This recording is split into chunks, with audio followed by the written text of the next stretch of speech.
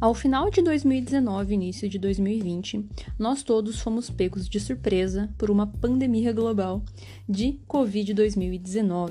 E, inclusive, às vezes, quando eu paro para pensar nisso, eu fico muito surpresa porque realmente parece que nós vivemos uma situação de filme. Essa condição fez com que fossem adotadas uma série de medidas drásticas, como, por exemplo, o isolamento social, e muitas pessoas acabaram perdendo a vida em virtude da gravidade dessa infecção viral. Felizmente, atualmente, nós temos vacina que ajuda a evitar a infecção do Covid-2019. E também, claro, as pessoas que acabam adquirindo essa condição e já estão vacinadas sofrem menos impacto e tudo mais. Tem uma série de abordagens terapêuticas que podem ser feitas para recuperar a condição de saúde dessas pessoas. Mas aí pode vir uma pergunta muito interessante, tal como já me fizeram, que diz respeito ao uso de radiações para tratamento de Covid-19. E não apenas essa condição viral, mas outras, como por exemplo AIDS. Se seria possível a gente usar radiação ionizante para combater esse tipo de problema. E é justamente sobre isso que eu vou falar aqui no nosso podcast da semana.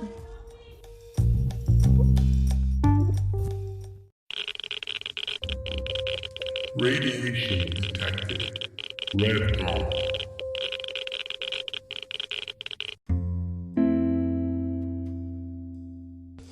Olá, meus irradiados! Como vocês estão?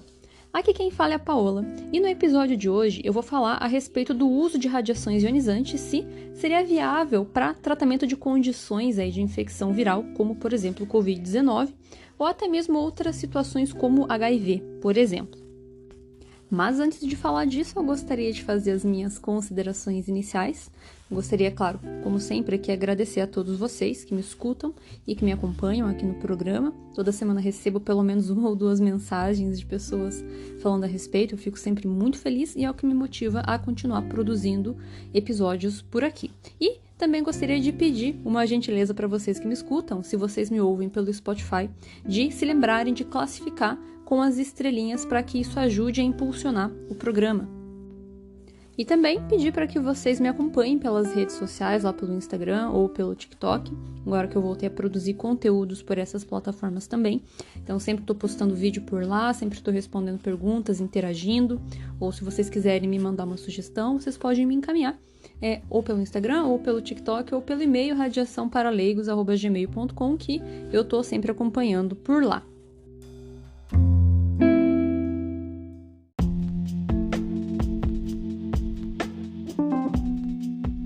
Bom, falando a respeito do tema aí do episódio da semana, né? Então, se radiação ionizante pode ser usado para tratar condições virais, como HIV ou Covid-2019. Até quem me fez essa pergunta foi um ouvinte aqui do podcast chamado Laércio Rodrigues. Muito obrigado pela pergunta, tá, Laércio? Ele me encontrou lá no LinkedIn e enviou o questionamento para mim. Eu já até havia falado a respeito disso uma vez num vídeo que eu publiquei lá no YouTube. Em 2020, bem quando deu o lockdown, mas ele tá meio obsoleto, então achei legal trazer esse tema aqui pro podcast, né, pra fazer parte dos episódios do programa. E, bom, respondendo à pergunta, né, infelizmente realmente não há como a gente utilizar irradiação de corpo inteiro ou tratamentos com radiação para eliminar os vírus ou micro-organismos do nosso corpo. Isso pode até soar estranho, né? Porque se a gente pensa assim, né? Se você que me escuta aqui já ouviu lá os primeiros episódios, né? Tem um que eu falo sobre irradiação de alimentos, coisas do tipo. A gente usa radiação ionizante para irradiar e esterilizar um monte de coisa. Comida, material médico, né? Para justamente eliminar vírus e bactérias. Então a gente sabe que dá para eliminar essas coisas com radiação. Agora, poxa, por que a gente não faz a mesma coisa no corpo humano, né? Por que a gente não elimina essas infecções virais aí com radiação, né? E realmente é inviável, gente. Não tem como e tem uma boa razão para isso que eu vou explicar aqui para vocês. Bom, primeiro a gente tem que lembrar, né, que o que é um vírus, né? Um vírus é um resquício de material genético ali, um fragmento de DNA mal e mal encapsulado. E quando entra no nosso organismo, ele se prolifera, né?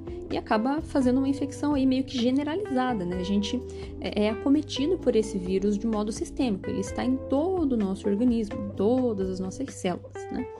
Então, né, 2 coisas importantes, né? Vírus é um pequeno fragmento de DNA e ele está de modo sistêmico no nosso organismo. Então, ele danifica, né, nossas células, né, de modo geral. E o que acontece? se a gente fosse tentar irradiar o nosso corpo, né, para tentar eliminar o vírus, não seria apenas ele que receberia essa radiação, mas todos os nossos tecidos também seriam expostos a isso. Como a irradiação não é seletiva, né, um efeito físico, por assim dizer, né, ela vai irradiar o corpo todo, incluindo as células boas, né. E daí a gente pensa assim, mas quando a gente tem câncer, coisas do tipo, a gente usa radiação. Pô, se dá pra matar câncer, não dá pra matar um vírusinho?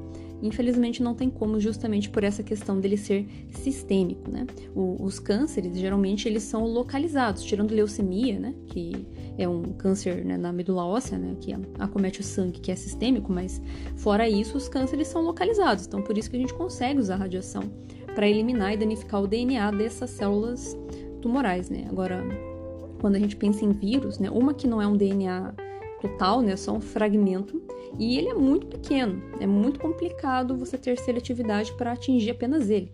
E é tão complicado, condições virais, que mesmo medicamentos, né, ações químicas ali dentro do corpo também é muito difícil de empregar para conseguir tratar e curar de condições virais, né? Tanto que é por isso que o HIV ainda não tem cura.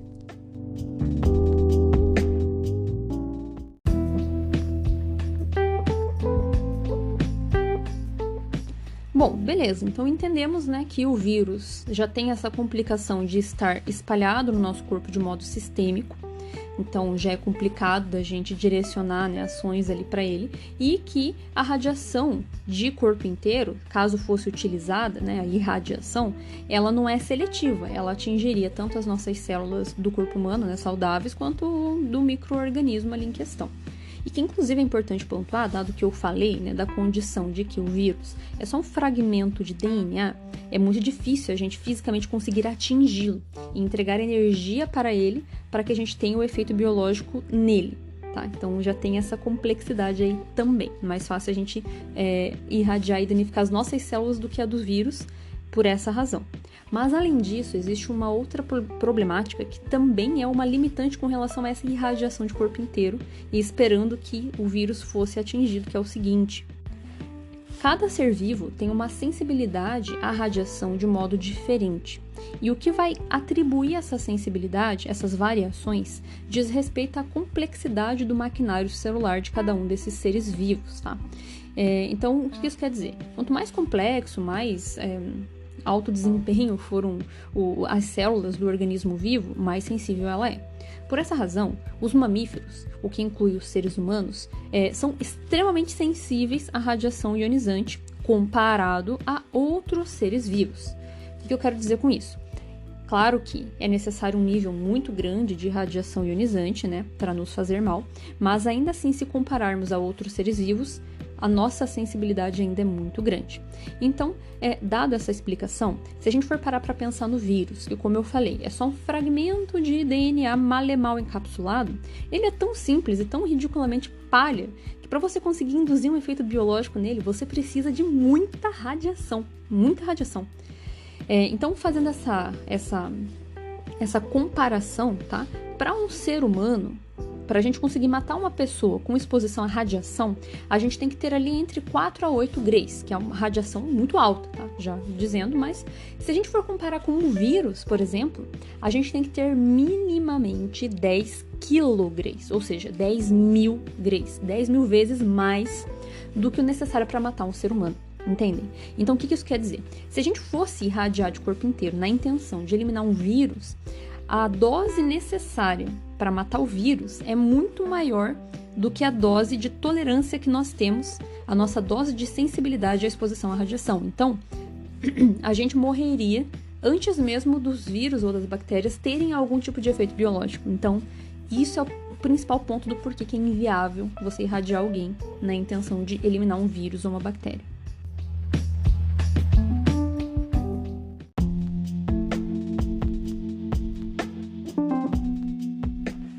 Mas, em contrapartida, apesar da gente não conseguir usar radiação ionizante de modo geral para fazer essa esterilização de micro-organismos, né, dentro do corpo, depois que a gente teve os problemas ali, né, com o Covid-19, teve um grupo de pesquisas que acompanhava um hospital oncológico, onde alguns pacientes que faziam tratamento de radioterapia acabaram sendo acometidos pela Covid, e alguns desses pacientes estavam fazendo tratamento de câncer de pulmão. E eles percebiam que esses pacientes que tinham o pulmão irradiado, eles se recuperavam mais rápido do que outros pacientes. E resolveram fazer, né, um outro grupo de pesquisa resolveu fazer um teste ali com uma certa quantidade de pessoas, de fazer uma pequena radioterapia de baixa dose no pulmão, né, pacientes que tinham pneumonia em virtude dessa condição, e eles percebiam que as pessoas que recebiam essa pequena dose de radiação ionizante nos pulmões se recuperavam mais rápido.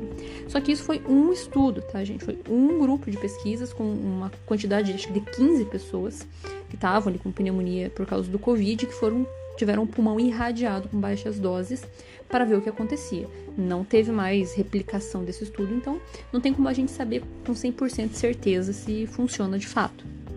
Mas eu lembro que quando deu esses problemas aí com o Covid de 2019, eu lembro que muitos técnicos, tecnólogos de radiologia, pessoal da enfermagem, vieram relatar com relação à exposição excessiva que eles estavam tendo à radiação ionizante, porque o que acontecia? Muitos desses pacientes com Covid-19 precisavam fazer exames de imagem para acompanhar a condição que estava o seu pulmão.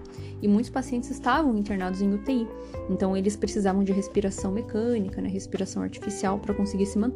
E muitos enfermeiros, muitos profissionais de radiologia tinham que levar essas pessoas para salas de tomografia e ficar dentro da sala fazendo a respiração artificial, que eles fazem por meio de um equipamento que chama AMBU. É como se fosse uma bolsa grande que você aperta e ela empurra ar para dentro do pulmão, né, para a pessoa conseguir respirar. Então as pessoas acabavam se expondo excessivamente durante essa época do Covid para acompanhar os pacientes de UTI durante exames de imagem, né? Então isso aí foi uma pontuação muito interessante, mas eu nunca parei para fazer medições, né, de equipe desse tipo de coisa. Vou até, inclusive, aproveitar essa oportunidade para pesquisar, ver se encontra algum artigo a respeito. Mas, para quem é estudante e está me ouvindo, fica uma dica aí de pesquisa para montar artigo científico em iniciações científicas.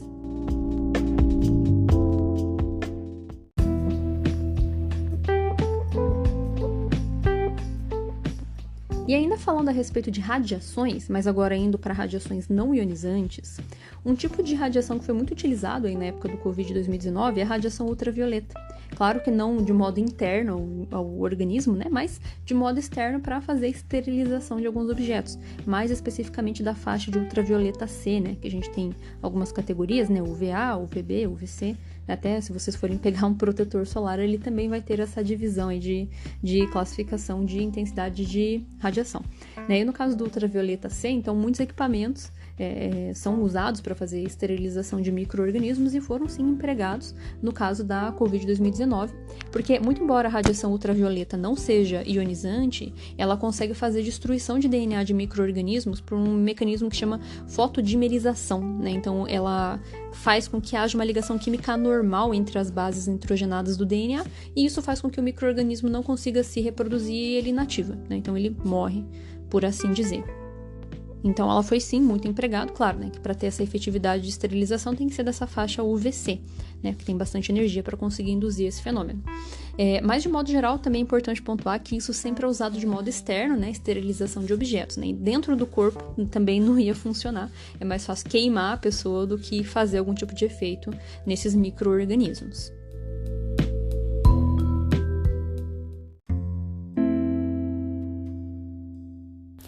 Pois muito bem, meus irradiados, eu espero que vocês tenham gostado dessa temática, eu espero que tenha sido esclarecedora e, como sempre digo, se vocês tiverem uma sugestão de tema, alguma coisa que vocês gostariam que eu comentasse aqui no episódio a respeito de temas passados ou qualquer ponderação que vocês tenham, que vocês queiram acrescentar, vocês podem me mandar mensagens pelo Instagram ou pelo e-mail radiaçãoparaleigos@gmail.com, que eu sempre estou lá olhando tudo. Muito obrigado pela audiência de vocês e nos vemos no próximo episódio.